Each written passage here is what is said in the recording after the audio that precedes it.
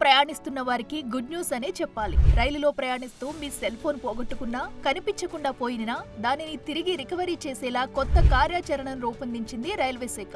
దీంతో రైలులో ఫోన్ పోగొట్టుకుంటే దానిని తిరిగి పొందేందుకు అవకాశం ఉంటుంది.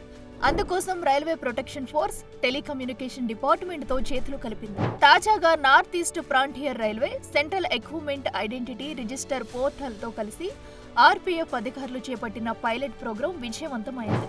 దీంతో ఈ విధానాన్ని దేశవ్యాప్తంగా అమలు చేయాలని చూస్తుంది రైల్వే శాఖ. ఈ విషయాన్ని కేంద్ర రైల్వే శాఖ ఓ ప్రకటనలో తెలిపింది.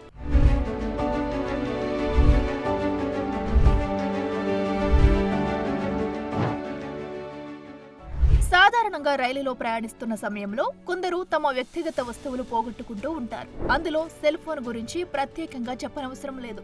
తొందరగా రైలు దిగే క్రమంలో సెల్ ఫోన్లు పొరపాటున తమ కూర్చున్న ప్రదేశంలో పడిపోవడం లేదా నిద్రిస్తున్నప్పుడు సెల్ ఫోన్ దొంగతనాలకు గురవుతూ ఉంటాయి. దేశవ్యాప్తంగా నిత్యం రైళ్లలో లక్షల మంది ప్రయాణాలు చేస్తూ ఉంటారు. ఇలా సెల్ ఫోన్ పోగొట్టుకున్న బాధితులు వందల సంఖ్యలోనే ఉన్నారు. వీరి కోసం రైల్వే శాఖ ఈ కొత్త ఆపరేషన్ సిద్ధం చేసింది.